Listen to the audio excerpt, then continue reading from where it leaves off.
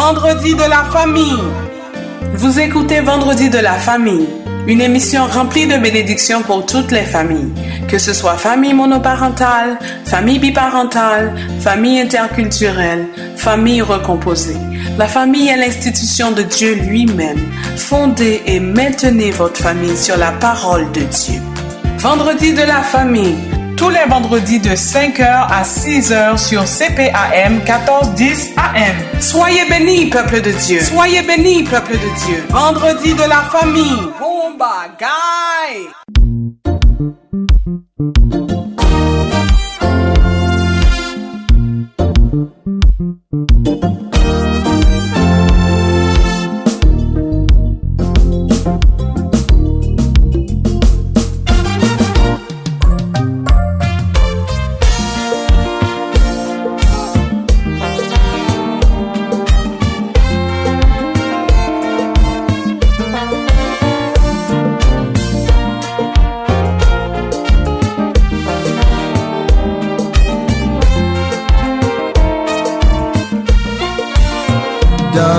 Pire moment de peine, dans la difficulté d'environ, Dieu reste demeure le seul espoir pour te conduire à ta victoire.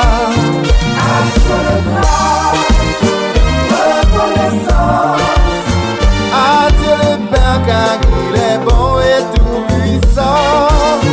Remerciement, reconnaissance, au grand sauveur car il est bon et tout puissant. Bien-aimé, soignant, reconnaissant envers notre Dieu si compatissant et qui nous aime de tout son cœur, en nous faisant de belles faveurs. À Dieu le grâce, reconnaissance, à Dieu le Père car il est bon et tout puissant. Remerciement, reconnaissance, au grand sauveur car il est bon et tout puissant.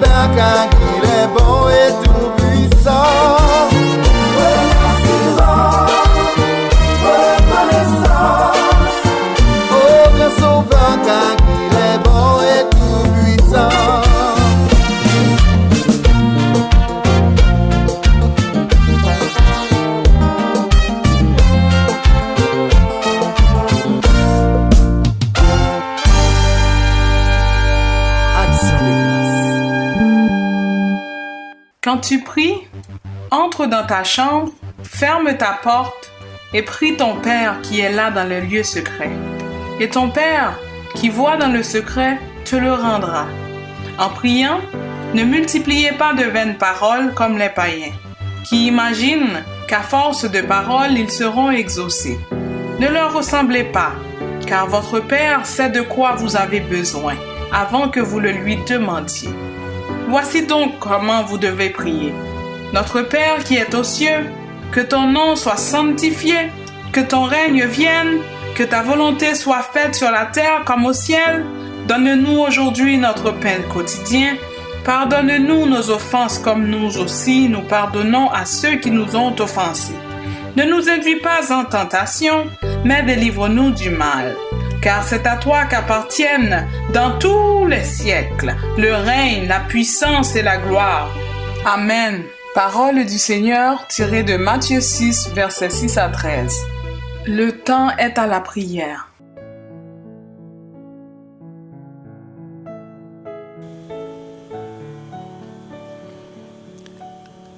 J'aime l'Éternel, car il entend ma voix. Il penche ses oreilles vers moi, et je l'invoquerai toute ma vie. Oui, Éternel, tu es un Dieu fidèle, tu es un Dieu compatissant, tu es un Dieu bon, riche en miséricorde. Et Seigneur, nous voulons t'exalter, nous voulons te louer ce matin pour les multiples bienfaits dont nous sommes l'objet de ta part. Béni sois-tu, Père, pour le Dieu fidèle que tu es. Béni sois-tu, Père, pour le Tout-Puissant, le Dieu Tout-Puissant que tu es. Le Dieu plein d'amour, le Dieu qui peut pardonner, qui pardonne toutes nos iniquités, le Dieu qui peut guérir toutes les maladies. Oh, le psalmiste avait bien raison de dire, mon âme bénit l'Éternel, que tout ce qui est en moi bénisse son Saint-Nom. Mon âme bénit l'Éternel et n'oublie aucun de ses bienfaits. Seigneur, à nous voir seulement, nous pouvons crier, Hosanna, Hosanna, béni soit le roi. Merci Seigneur de ce que tu es notre rocher. Merci Seigneur de ce que tu es notre ami fidèle, notre retraite sûre, un endroit pour nous cacher. Car Seigneur, quand nous sommes à l'ombre de tes ailes, nous n'avons peur de rien. Effectivement, Seigneur Dieu, nous sommes bien gardés par toi. Nous te disons merci. Merci Seigneur de ce que dans ta bonté, dans ta miséricorde, tu pardonnes nos péchés, car nous te les apportons et tu les connais aussi, Père Saint. Voilà pourquoi nous te demandons, Seigneur Dieu, de pardonner nos fautes, pardonner notre désobéissance éternelle, car Seigneur, nous n'avons pas, Seigneur Dieu, obéi à tes commandements. C'est à chaque jour, Seigneur Dieu, que nous brûlons le feu rouge. Nous te demandons, Seigneur Dieu, de nous pardonner. Sois avec nous, Éternel, car nous avons besoin de toi, Papa, pour faire la route. Cette route si difficile, dans ce monde, Seigneur Dieu, où tout est à l'envers, où les fondements sont renversés. Mais nous, Seigneur Dieu, qui croyons en toi, nous qui sommes les justes, nous n'avons qu'à fixer, Seigneur Dieu, nos regards sur toi et sur toi seul. Car, Seigneur Dieu, tu règnes éternellement. Tu sièges sur ton trône. Voilà pourquoi, Éternel, nous n'avons pas à craindre, Seigneur Dieu, les fléaux, les montagnes qui se dressent devant nous, le vent qui est, Seigneur Dieu, agité, la mer, Seigneur Dieu, qui est très agitée, les eaux qui débordent, Éternel. Même quand, Seigneur Dieu, c'est dans le désert que nous sommes, nous savons, Seigneur Dieu, que tu peux creuser pour nous un fleuve dans le désert. Nous n'avons pas peur, Seigneur Dieu, parce que cette pandémie, Seigneur Dieu, apporte tout. Mais Seigneur, nous savons que tu es au contrôle de tout. Tu es sur ton trône. Tu règnes éternellement. Tu connais les besoins de ton peuple. Et dans ta parole, tu nous dis qu'aucun malheur ne nous arrivera. Aucun fléau n'approchera de notre tente. Car tu ordonneras, Seigneur Dieu, à tes anges de nous garder dans toutes nos voies. Papa, ta parole est certaine et véritable. Nous pouvons te prendre au mot. Et nous te remercions, Seigneur Dieu, pour cette promesse, Seigneur Dieu, de paix que tu nous as donnée. Nous voulons te prier, Seigneur Dieu, pour nos malades ce matin. Oh Seigneur, nous ne cesserons jamais, Seigneur Dieu, de te prier pour eux. Car, Seigneur Dieu, le nombre augmente de jour en jour. Il y en a qui sont à l'hôpital. Il y en a qui sont chez eux. Partout dans le monde, nous avons des gens, Seigneur Dieu, qui sont malades, qui souffrent. Seigneur, il y en a qui viennent de recevoir un diagnostic. Il y en a qui subissent, Seigneur, des séances de chimiothérapie, Seigneur Dieu. Nous te les remettons. Les diabétiques éternels. Ceux qui sont très vulnérables, Papa, nous te les remettons, car Seigneur, tu es le médecin par excellence. Nous te prions, Seigneur Dieu, pour nos aînés. Oh, nos aînés, Seigneur Dieu, qui sont devenus vulnérables, très vulnérables, Éternel. Papa, nous te demandons, Seigneur Dieu, d'apporter, Seigneur Dieu, cette immunité spirituelle, Seigneur Dieu, chez nos aînés, chez nos grands-parents, et permettre, Seigneur Dieu, qu'ils puissent avoir, Seigneur Dieu, une santé robuste, Papa. Ce que la science dit, tu peux défier la science. Tu l'as déjà défié et tu peux encore le faire, Papa. Nous comptons sur toi, Éternel, pour apporter la guérison, Seigneur Dieu, à nos parents. Ceux, Seigneur Dieu, qui sont dans les centres d'hébergement éternel, couvre-les, Seigneur Dieu, de ta grâce et permets, Seigneur Dieu, qu'ils ne soient plus atteints, Seigneur Dieu, de la COVID-19. Papa, quel que soit le type de variante, Seigneur Dieu, qu'on nous présente maintenant, que ce soit la deuxième ou la troisième vague éternelle, c'est éternel, nous savons que tu peux tout contrôler, Éternel. Papa, il y a beaucoup de discussions sur les vaccins. Mais nous savons, Seigneur Dieu, que tu sais ce qui est bon pour tes enfants et que certainement tu vas nous protéger. Continue, Seigneur Dieu, à nous faire grâce. Continue, Seigneur Dieu, à manifester, Seigneur Dieu, ton amour, Seigneur Dieu, ta miséricorde sur nous. Nous comptons sur toi. Nous n'avons que toi. Sur toi seul, Seigneur Dieu, que nous pouvons faire confiance. La science, Seigneur Dieu, est à terre. Les autorités sont à terre. Les décideurs sont à terre. Les chercheurs sont à terre.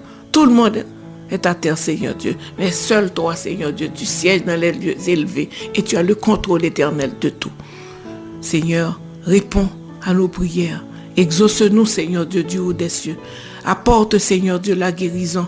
Apporte la joie, Seigneur Dieu, dans les cœurs. Et ceux qui sont découragés, Seigneur Dieu, apporte, Seigneur Dieu, l'espoir, Seigneur. Parce que toi, Seigneur Dieu, tu peux donner de l'espérance. Tu peux, Seigneur Dieu, raviver notre foi et nous permettre de persévérer. En regardant seulement la croix, en fixant nos yeux sur toi et sur toi seul, nous aurons la victoire. Nous te prions, Éternel, pour les animateurs de l'émission Rencontre matinale. Seigneur, accorde-leur, Seigneur Dieu, la force nécessaire, Seigneur, pour qu'ils puissent continuer, Seigneur Dieu, à œuvrer pour toi chaque matin, Éternel. Va dans leur famille, va dans leur foyer, Éternel. Et Seigneur Dieu, résoudre, Seigneur Dieu, tous les problèmes, Seigneur Dieu, qu'ils puissent avoir, Seigneur. Car, Seigneur, la vie est difficile. Ceux qui veulent te suivre, Seigneur Dieu, seront persécutés. Nous savons, Seigneur Dieu, qu'il y a des persécutions, Seigneur Dieu, autour des animateurs de l'émission Rencontre matinale. Mais, Seigneur Dieu, nous aurons certainement la victoire, Papa. Nous te prions, Seigneur Dieu, pour les dirigeants, Seigneur Dieu, de la station CPAM, Seigneur Dieu, de la radio CPAM, Seigneur, à qui tu fais grâce. Renouvelle, Seigneur Dieu, leur force et donne-leur, Seigneur Dieu, la possibilité, Seigneur Dieu, que ce soit, Seigneur Dieu, physique, que ce soit, Seigneur Dieu, économique, pour qu'ils puissent être toujours en nom d'Éternel et permettre que nous puissions avoir ces heures, Seigneur, pour communiquer, Seigneur Dieu, avec toi, pour raviver, Seigneur Dieu, la foi de ceux qui tombent en défaillance et, Seigneur Dieu, pour propager bien haut la bannière de ton évangile éternel. Sois avec nous, prends le contrôle de l'émission de ce matin. Pardonne nos péchés éternels et permets, Seigneur Dieu, que ceux qui sont au travail, les travailleurs, c'est les professionnels de la santé éternelle, les chauffeurs de taxi, ceux, Seigneur Dieu, qui sont, Seigneur Dieu, à leur pause et qui écoutent l'émission. Va aussi, Seigneur Dieu, dans les familles éternelles qui attendent, Seigneur Dieu, une parole de toi.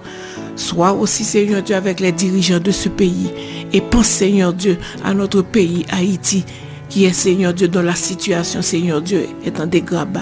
Nous comptons sur toi et sur toi seul. Nous comptons sur toi et sur toi seul, car nous n'avons personne à qui nous pouvons faire confiance. Il n'y a personne, Seigneur Dieu, qui est comparable à toi dans ta toute puissance éternelle. Sois avec nous, dirige-nous. C'est la prière que nous t'adressons, non pas en fonction de nos mérites, mais dans le nom de ton Fils Jésus, à qui reviennent l'honneur, la puissance et la gloire au siècle des siècles. Amen, amen.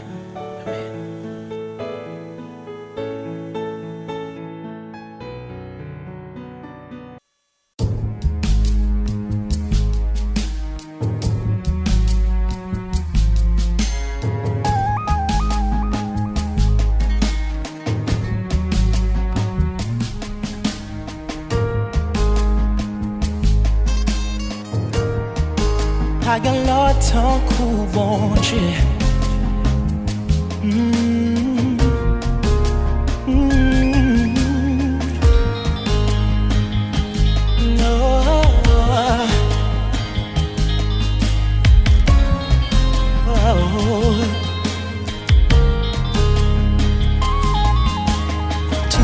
Tout en même temps, c'est là qui est toujours présent. C'est où?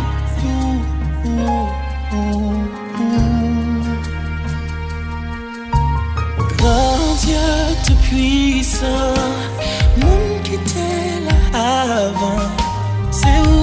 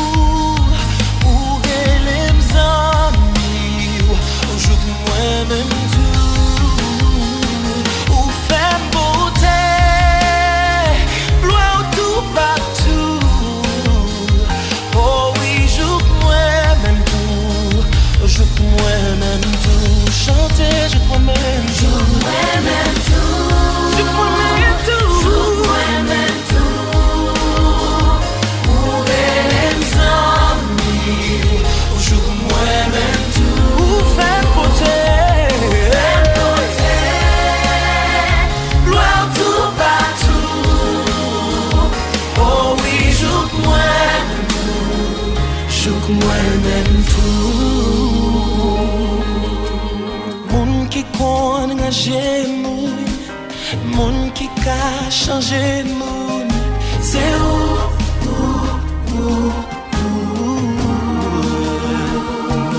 Moun qui pa jan gap sou apparence, qui toujours pa yon dernière chance, c'est où?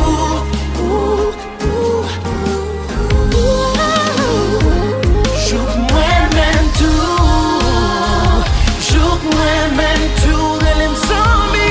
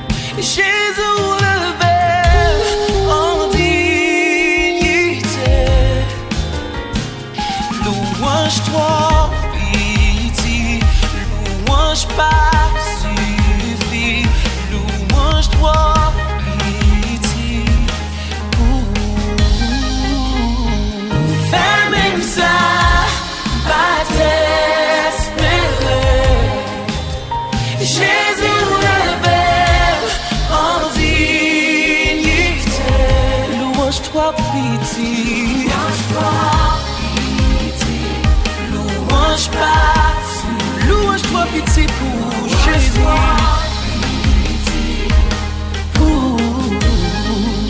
Louange-toi pitié, Jésus. Louange-toi suffit, non. Louange-toi pitié. Louange-toi pitié. Louange-toi suffit. Louange-toi pitié.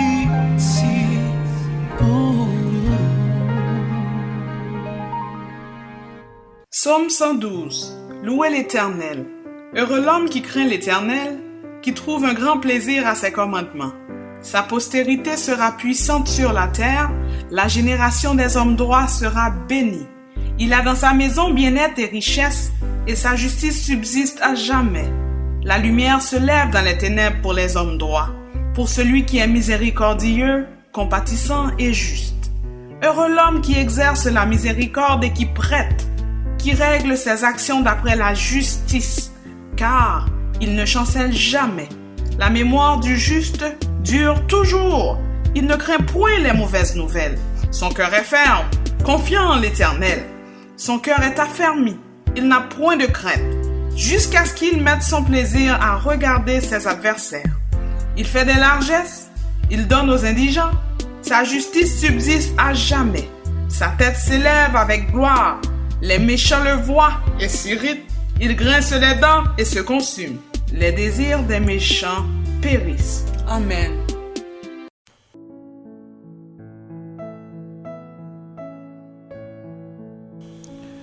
Le psaume 112 évoque la postérité du juste, les bénédictions qui sont réservées aux justes, c'est-à-dire à ceux qui craignent Dieu. Heureux l'homme qui craint l'Éternel, qui trouve un grand plaisir à ses commandements. Et le verset 2 nous dit que sa postérité sera puissante sur la terre, que la génération des hommes droits sera bénie. Il a dans sa maison bien-être et richesse. Pourquoi ne pas être parmi les justes, aimables auditeurs et auditrices, pour jouir de ces riches bénédictions que le Seigneur réserve à ceux qui le craignent, en observant sa parole. Et plus loin, il nous dit dans le verset 6, « Car ce juste ne chancellera jamais. » Il ne chancelle jamais. La mémoire du juste dure toujours. Il ne craint point la mauvaise nouvelle. Son cœur est ferme, confiant en l'Éternel. Son cœur est affermi. Il n'a point de crainte. Est-ce que vous aimeriez être parmi ces justes? C'est cette question que je vous lance ce matin.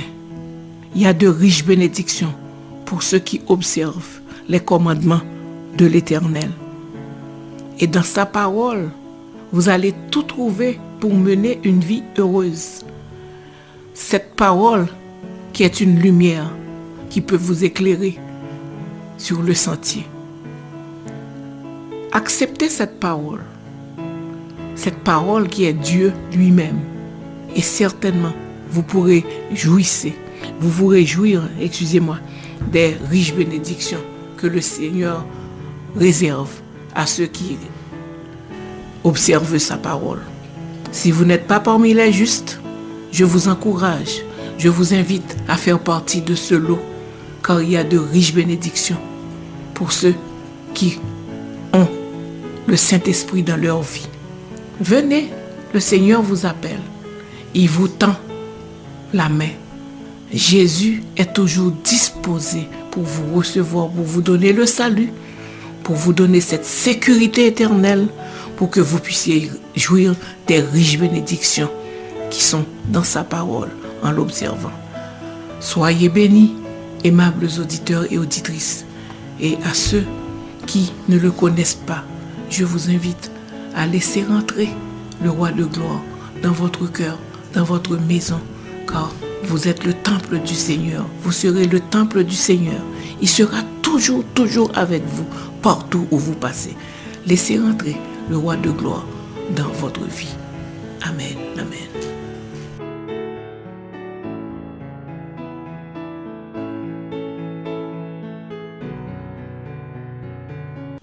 Dieu est capable de faire tout ce qu'il dit, il fera.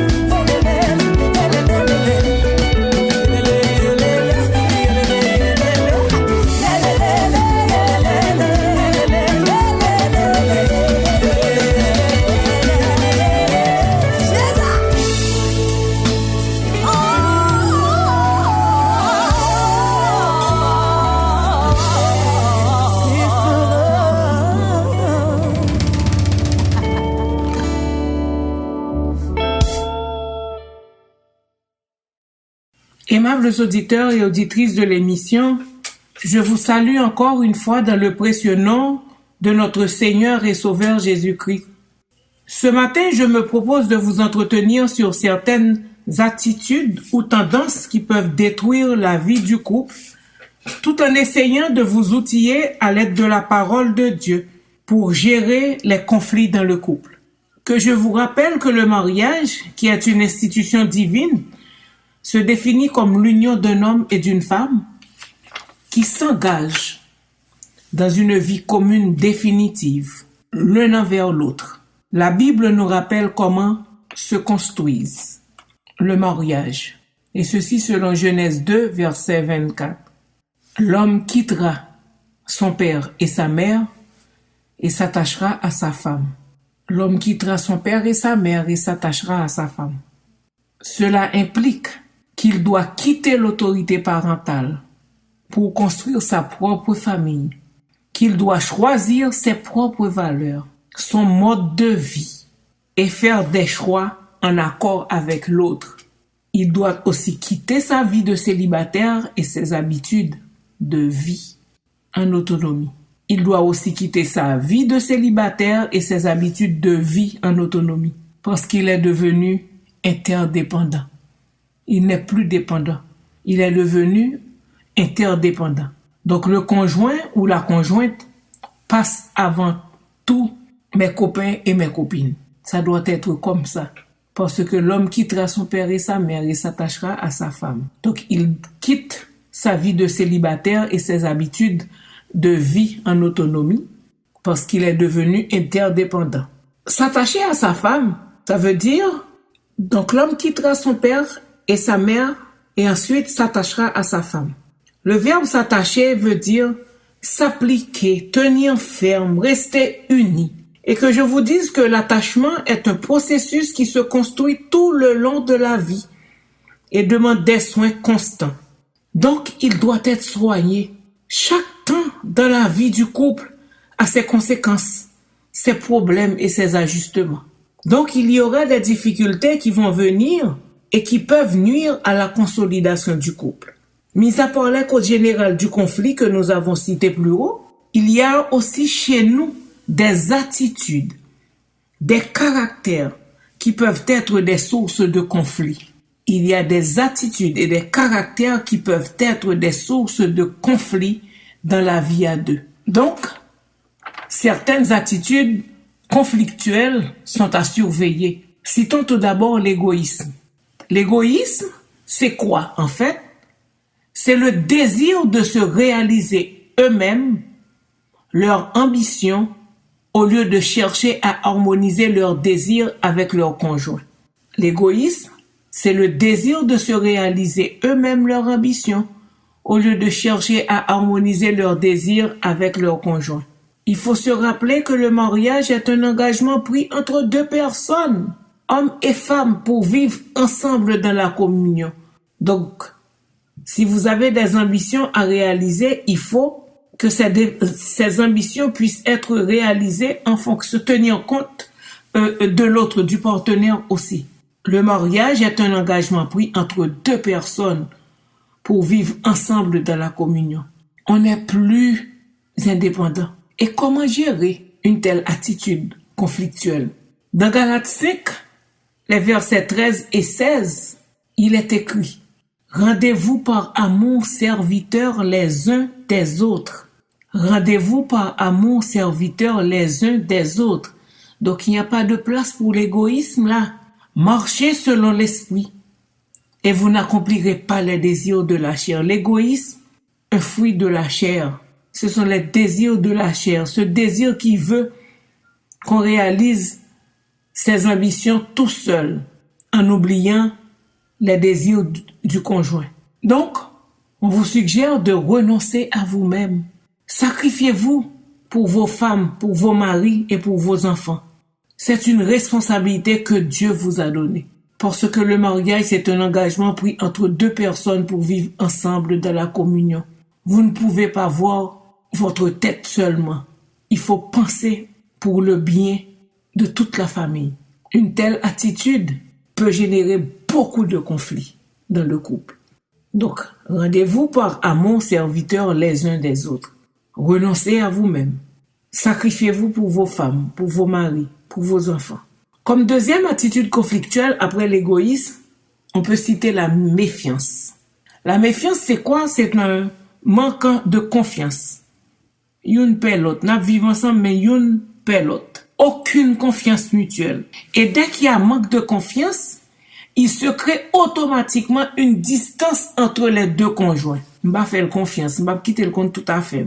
Et quand il y a manque de confiance ou la méfiance, on va commencer par soupçonner l'autre. Et le couple court certainement vers la faillite. Manque de confiance, y'une paie l'autre. Il y a une distance qui se crée entre les deux et certainement ce couple court vers la faillite et même le divorce. Comment peut-on gérer un tel conflit? 1 Corinthiens 13, verset 5 nous dit, Paul nous dit dans 1 Corinthiens 13, verset 5, l'amour ne soupçonne point le mal. L'amour ne soupçonne point le mal. Il faut faire confiance ou il faut croire en son mari et à sa femme. Il faut compter sur lui. Il faut être bienveillant et compréhensif à son égard. L'amour ne soupçonne point le mal. Donc le manque de confiance, n'a vive nan kay la youn paie l'autre, youn pa vle l'autre conseil de bagay, youn pa fait l'autre confiance, ça crée une distance, ça peut créer une distance entre vous deux. N'oubliez pas que la parole de Dieu vous dit que le vrai amour ne soupçonne point le mal. Donc il faut faire confiance à vos maris. Il faut faire confiance à vos femmes. C'est important. Vous devez pouvoir compter sur lui. Il faut être bienveillant et compréhensif à son égard. Comme troisième attitude conflictuelle qu'il faut surveiller dans un couple, c'est le silence. Se taire, c'est la rupture du dialogue. Qu'est-ce qu'on constate? On constate que dans certains couples, on a peur de parler. On a peur d'exprimer ses sentiments.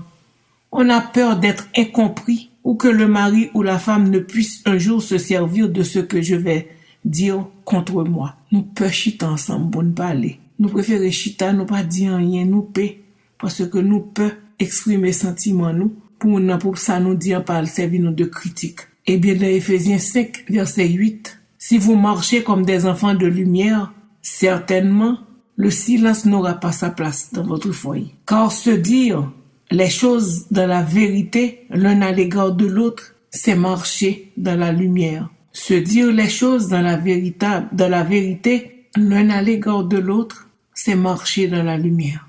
Il faut donc dans un couple rechercher le dialogue pour résoudre les problèmes. Il faut toutefois noter qu'il y a des règles à respecter pour une bonne communication. Il y a des règles à respecter pour une bonne communication. Évitez le silence. Ne vous taisez pas. Vous ne devez pas avoir peur de parler à votre conjoint. Marchez comme des enfants de lumière. Et comme quatrième attitude conflictuelle, nous pouvons citer le fait de vouloir toujours avoir raison. Dans un couple, il y a un des conjoints qui veut toujours avoir le dernier mot. Que je vous dise tout de suite que une telle attitude déchire l'amour de l'un pour l'autre. On veut toujours avoir raison. On cherche à se faire valoriser en se plaçant au-dessus de l'autre. On a tendance à désarmer l'autre de ses arguments et on a le désir d'être en position de force.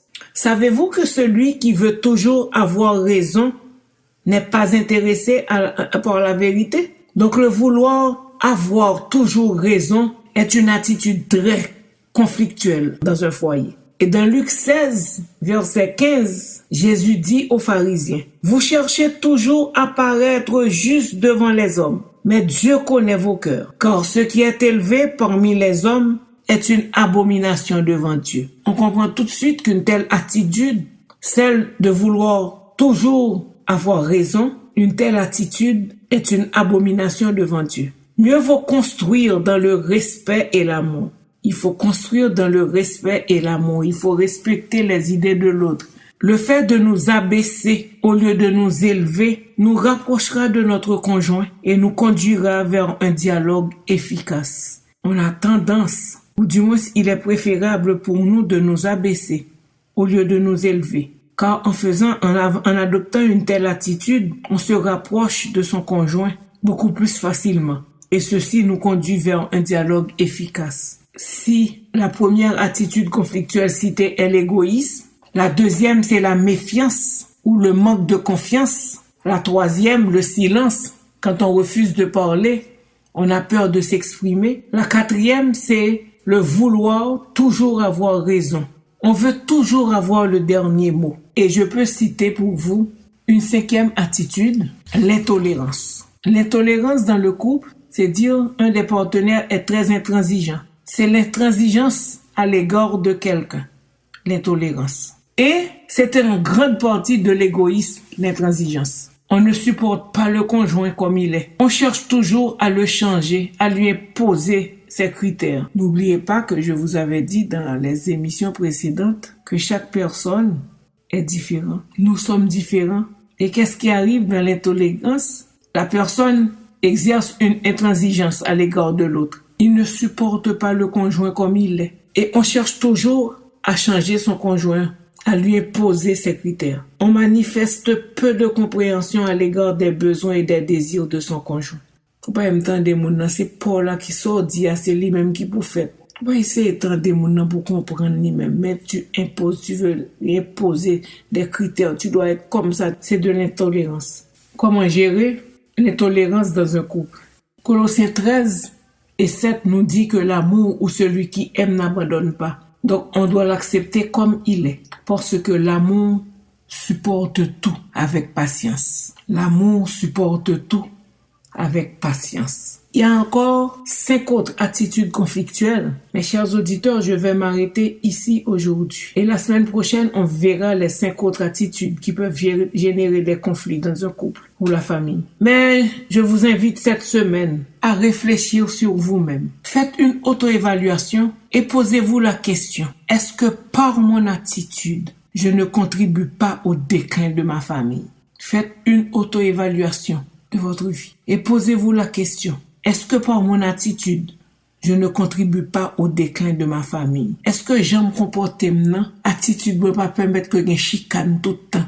Non, famille. Est-ce que je ne suis pas égoïste? Est-ce que je supporte mon nom, moi-même, j'en lié, je ne pas tout le temps corriger? Est-ce que je ne pas prendre le dessus tout le temps? C'est idée pas pour passer. Est-ce que je fais mari confiance? Ou bien madame moi confiance? Donc, soyez honnête avec vous-même dans ce processus d'auto-évaluation. Reconnaissez vos faiblesses. Confessez-vous à Dieu. Il connaît vos faiblesses et vos chutes de chaque jour. Et il est riche en son amour. En tant que chrétiens, nous devons aimer comme Christ. Vous pouvez chanter toute cette semaine ces chants de consécration. Rends-toi maître de nos âmes, Esprit Saint, Esprit d'amour, et de tes divines flammes, embrase-nous en ce jour. Oh, viens, Esprit de Dieu, fais-nous sentir ta présence, revêt-nous de ta puissance et baptise-nous de feu. Nous avons besoin du Saint-Esprit pour nous guider, pour prendre place en nous, pour nous accorder l'Esprit, le Saint-Esprit. Demandez au Seigneur de nous transformer quand je sais que c'est difficile et demandez au Seigneur de vous transformer. Adoptez ce refrain ou cette chanson cette semaine. Je veux un cœur nouveau, le baptême d'en haut, de feu, de foi, de charité. Je veux un cœur régénéré, un cœur vrai, un cœur droit, un cœur prêt à servir, un cœur soumis, un cœur plein de bonté, un cœur content, un cœur toujours heureux, un cœur aimant le bien. C'est pas facile. Quand vous aurez découvert les attitudes qui peuvent générer des conflits chez vous, dans votre famille, demandez à Dieu de vous aider. Demandez-lui de vous transformer, de vous régénérer le cœur. Un cœur aimant le bien. Un cœur content, un cœur heureux, un cœur qui respecte. Un cœur de foi, un cœur de charité. Je prie que le Seigneur vous vienne en aide, car nous avons besoin de surveiller ces attitudes conflictuelles, de les gérer parce que les clés pour agir se trouvent dans la parole de Dieu. Et comme ça, vous connaîtriez des moments heureux. Vous vivrez dans une famille épanouie. Et tout ceci fera la gloire de Dieu. Merci et à la semaine prochaine. Éternel, notre Seigneur et notre Dieu, nous nous prosternons encore une fois devant ta majesté pour te remercier pour ces paroles que tu as laissées pour nous, pour que nous puissions, Seigneur Dieu, les méditer et trouver la solution à nos problèmes. Seigneur, nous te prions d'aller visiter les familles, car tu es le Dieu omniprésent, omnipotent et omniscient. Tu connais toutes les familles qui éprouvent des difficultés et tu connais chacun, Seigneur Dieu, de tes créatures. Nous te demandons, Seigneur Dieu, de nous aider à gérer nos attitudes et pour que nous puissions, Seigneur Dieu, nous débarrasser de ces sources de conflit, de ces attitudes ou comportements qui amènent le désarroi, la faillite, le divorce dans nos foyers. Donne-nous, Seigneur Dieu, un cœur rempli d'amour, un cœur rempli de charité, un cœur content, un cœur heureux, un cœur qui aime le bien. C'est pas facile de vivre avec les différences que nous avons, mais tu veux que les choses soient ainsi, pour que nous puissions comprendre qu'en tant que couple, nous sommes amenés à vivre ensemble et que notre famille doit être épanouie. Donne-nous un esprit de sacrifice, un esprit de tolérance pour que nous puissions, Seigneur Dieu, vivre en paix dans nos foyers. Sois avec chacun de nous. Dans le nom de ton Fils Jésus, nous te prions. Amen.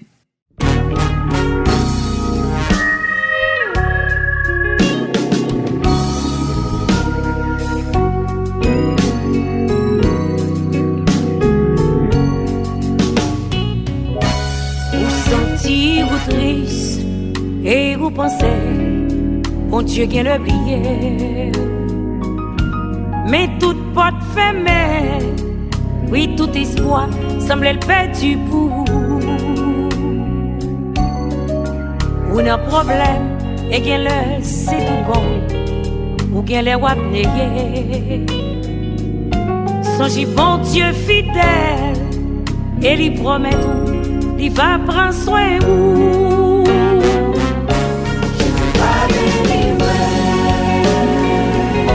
Jésus va délivrer. Seulement restez tranquille, mettez confiance ou suspend le plaigner. Est-ce que les gens vont des forts? Les pas jamais changé.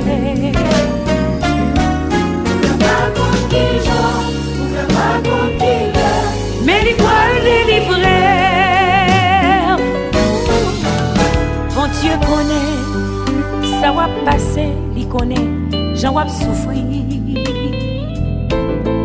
Oh, il connaît, si problème yo, qu'a fait de l'eau couler dans les yeux. Mais il voulait ou songer que le monde n'en blâme pas gagné. Rien n'y pas qu'à faire. Même Jean le compte calmer ton petit yo, il fixe son temps pour lui délivrer. Jésus va le délivrer. Jésus va le délivrer. Seulement restez tranquille, mettez confiance, suspend le plaigner. Est-ce que les gens font des fois? Il va jamais changer.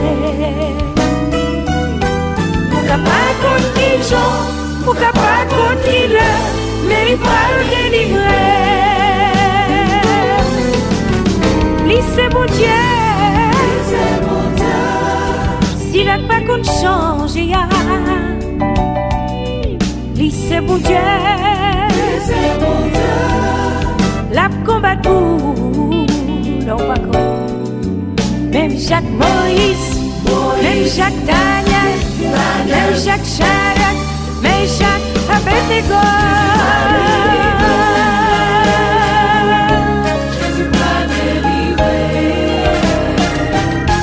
Seulement restez tranquille, mettez confiance ou suspend player. Racontez mon affaire. Est-ce que les gens font des fois?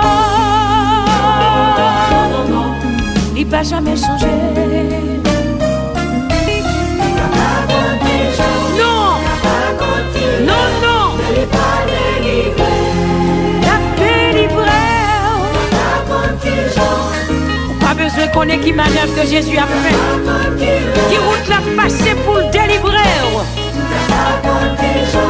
Pourquoi pas qu'on qui l'a, même qu'on est, mon Dieu nous, si la loi parle l'éternité envahie, alléluia, samedi à bouche lui met l'accompli.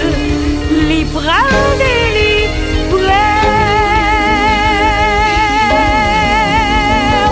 encore. By Jésus, un bel men applaudissement. By Jésus, gloire pour saluer la vie. Applaudis Jésus.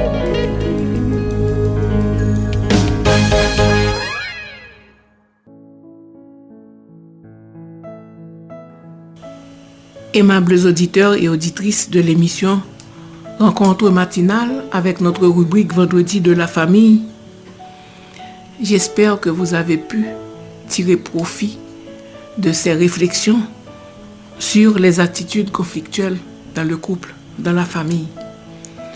Et en conclusion, je vous réfère à Éphésiens 4, les versets 29 à 32.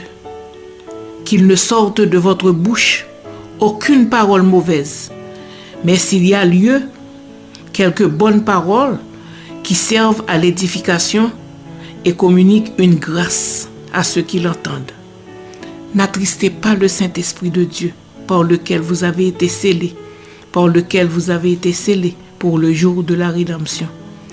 Que toute amertume, toute animosité, toute colère, toute clameur, toute calomnie et toute espèce de méchanceté disparaissent du milieu de vous. Soyez bons les uns envers les autres, vous pardonnant réciproquement, comme Dieu vous a pardonné en Christ. Priez pour que le Seigneur puisse vous aider à vous pardonner, à vous supporter, à respecter l'autre. Et certainement, si vous demandez quelque chose au Seigneur, au nom de Jésus, il vous l'accordera. Soyez bénis. Mon vœu pour vous, c'est que vous puissiez vivre dans la paix, dans la joie, pour que votre couple puisse être épanoui, pour que les familles puissent être épanouies, pour que les familles puisse refléter la gloire de Dieu. D'ici là, passez une bonne fin de semaine et que le Seigneur soit avec vous.